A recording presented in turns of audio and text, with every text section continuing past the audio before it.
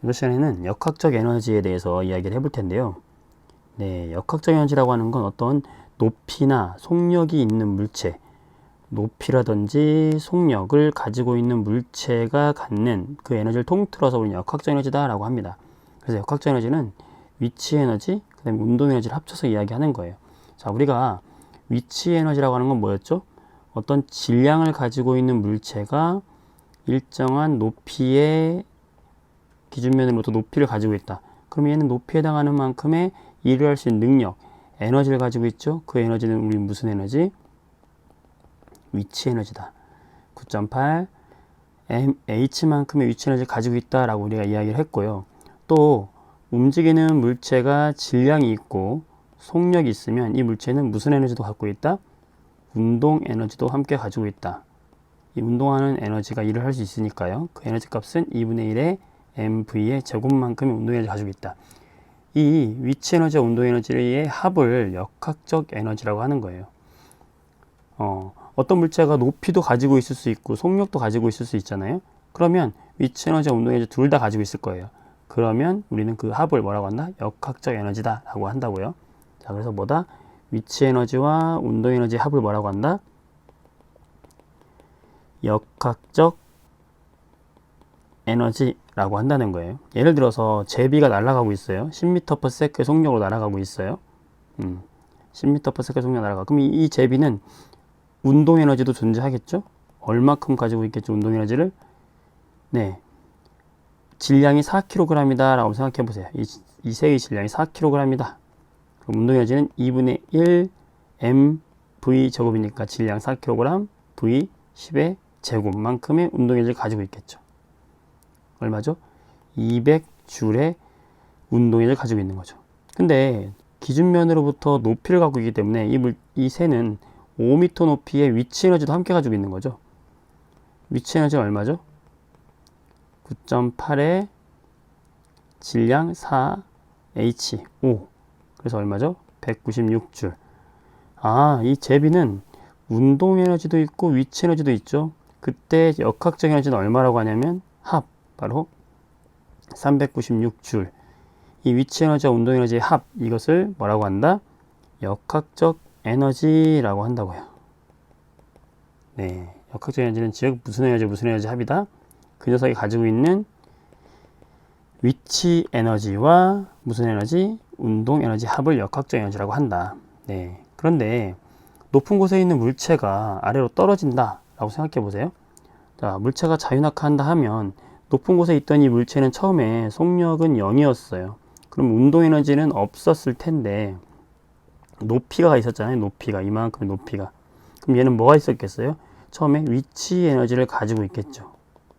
근데 아래로 떨어지면서 높이가 점점 어떻게 됩니까? 감소하죠. 그럼 높이가 감소하면 위치 에너지는 어떻게 될까요? 위치 에너지도 떨어지면서 높이가 감소하니까 뭐가 감소해? 위치 에너지도 감소하겠죠. 그러면 이 감소한 위치 에너지 어디로 갔느냐? 이 위치 에너지는 사라진 것이 아니라 속력의 증가로 가잖아요. 속력의 증가로 간다는 건 운동 에너지의 증가로 전환된다는 거예요. 전환.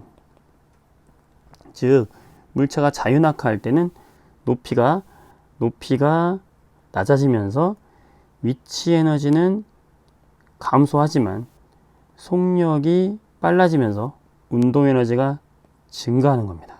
이해되시죠? 그래서 여기서 어떤 전환이 있냐면 높이가 있는 위치 에너지가 무슨 에너지로? 운동 에너지로 전환이 된다. 반대로 내가 어떤 물체를 위로 던져 올렸어요. 그러면 던져 올릴 때는 여기 제일 밑에서의 속력이 최대로 빠르고 제일 높은 곳에 올라갔을 때에는 순간적으로 멈추겠죠. 네, 그러면 높이 올라갈수록 높이는 높아지겠죠. 그럼 위치 에너지는 증가하겠죠. 하지만 올라가면서 속력은 느려지면서 운동 에너지는 감소하겠죠. 그래서 던져 올린 운동에서는 무슨 에너지가? 운동 에너지가 위치 에너지로 변하겠죠. 네, 이것을 우리가 역학적 에너지가 전환된다, 서로 전환되고 있다라는 것이고요. 이때 전환되는 에너지가 서로 같습니다. 그걸 뭐라고 하냐? 역학적 에너지는 전환될 때마다 보존이 된다. 단 공기 저항이나 마찰이 없을 때 이야기하는 거예요. 없다면, 손실되는 에너지가 없다면 이 역학적 에너지는 항상 일정하게 어떻게 된다? 보존된다고요. 역학적 에너지는 보존된다. 네, 역학적 에너지는 위치 에너지와 운동 에너지 합인데 항상 일정하다라는 거예요. 자, 예를 들어서 이 높은 곳에 있는 공이 지금 아래로 떨어집니다. 떨어져요. 그럼 이 녀석은 제일 위에서는 무슨 에너지만 가지고 있어요? 위치 에너지만 가지고 있어요. 운동 에너지는 얼마일까? 0입니다. 속력이 0이었어요. 자, 떨어집니다. 떨어지면은 점점 위치 에너지가 감소하겠죠? 감소하다가 바닥에 딱 닿기 직전에 위치 에너지 얼마가 되죠? 0이 되죠. 그때 운동 에너지는 2분의 1 mv 제곱이 되겠지.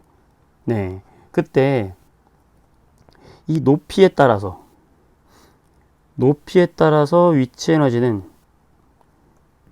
이 파란색 여기 구간을 전체를 우리가 위치 에너지다라고 본다면, 이 에너지를 위치 에너지라고 본다면, 위치 에너지가 최대에서 점점 아래로 떨어질수록 위치 에너지는 점점 작아지겠죠. 작아지다 0이 되겠지, 그치? 이렇게 비례해서 작아지죠. 왜냐하면 높이가 비례해서 감소하기 때문에 위치 에너지는 작아지죠. 그 얘기는 뭐냐면 이 감소한 위치 에너지만큼이 결국 뭐로 갔다? 운동 에너지로 갔다는 거예요. 제일 중요한 건 뭐냐? 제일 중요한 건 떨어지면서 뭐가 감소한 무슨 에너지? 위치 에너지가 뭘로? 증가한 운동 에너지와 같다는 거죠. 핵심은 이겁니다, 여러분들. 핵심은 이거예요.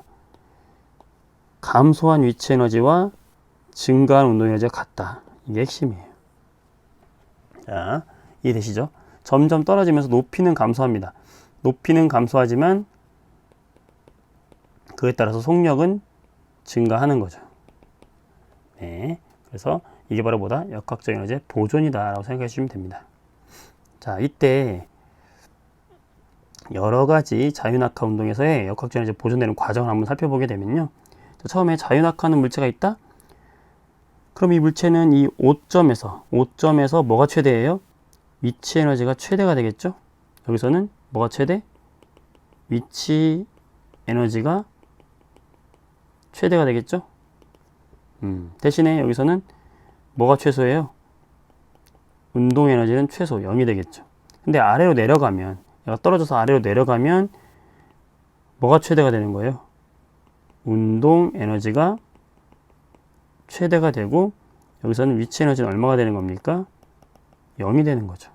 네, 그 얘기를 지금 표에다 적어 놓은 거예요. 제일 꼭대기 위에서는 위치 에너지와 운동 에너지가 있는데 운동 에너지는 0이다. 처음에 위치 에너지가 결국에는 9.8 mh이기 때문에 전체 역학적 에너지는 이게 9.8 mh. 위치 에너지가 전체 역학적 에너지가 같다. 그렇다면 이 전체 역학적 에너지는 항상 어디서나 어떻게 된다? 일정 값을 가져야 한다는 거죠. C점에서의 운동 에너지는 우리가 2분의 1 mv 제곱이라고도 할 수 있지만 2분의 1 mv 제곱이라도 할 수 있지만 다른 말로 하면은 결국에 감소한 위치 에너지가 결국에 운동 에너지이기 때문에 제일 꼭대기에서의 위치 에너지는 제일 아래에서의 운동 에너지와 같다라고도 말할 수 있다는 얘기예요. 자, 이걸 잘 보세요. C점에서 운동 에너지가 최대가 되고 5점에서 위치 에너지는 C점에서의 운동 에너지가 된다. 즉 운동 에너지는 뭐의 감소량이다? 위치 에너지의 감소량이 되는 거죠. 롤러코스터의 운동도 마찬가지예요. 자, 제일 꼭대기에서는 뭐가 최대예요? 얘는 최대인 건 뭡니까? 그렇죠. 위치 에너지가 최대죠. 자, C에서는 뭐가 최대입니까? 그렇죠. 운동 에너지가 최대가 되겠죠. 그러면 최대였던 이 위치 에너지만큼이 결국에 뭘로 전환된 겁니까? 운동 에너지로 전환이 된 거죠. 그래서 A점에서의 전체 역학적 에너지를 구해라 그러면 운동 에너지와 위치 에너지를 더한 게 바로 전체 역학적 에너지고, 이것을 항상 어떻게 해야 된다? 어떤 구간이든지 간에 A점이든지 간에 B점이든지 간에 C, D점이든지 간에 전체 역학적 에너지는 똑같아야 된다. 이 네 개의 값이 전부 동일한 값이다. 어떻게 운동하든지 간에 결국 처음의 역학적 에너지 값이 유지가 된다. 네. A, B, C로 내려오는 구간에서는 점점 위치 에너지가 감소하고 운동 에너지로 증가하게 것이고, C에서 D로 갈 동안에는 운동 에너지는 감소하면서 위치 에너지가 증가하겠죠. 그러니까 A점에서 위치 에너지를 구해라. A점에서 위치 에너지를 구해라. 이것은 결국에 C점에서의 뭐와 똑같다? 제일 바닥에서의 운동 에너지와 동일한 값이 되는 거예요. 그러니까 C에서의 운동 에너지를 구해라 그러면 A점에서의 위치 에너지를 구해서 그게 운동 에너지다 라고 하면 된다는 얘기죠. 왜요? 역학적 에너지는 항상 보존된다. 일정하게 유지되어야 하기 때문입니다. 꼭 기억할 건 뭐냐? 역학적 에너지라고 하는 것은 우리가 공부했던 위치 에너지와 운동 에너지의 합인데 이것은 항상 어떻다? 항상 어디든 일정하게 유지가 된다. 마찰이 없다면.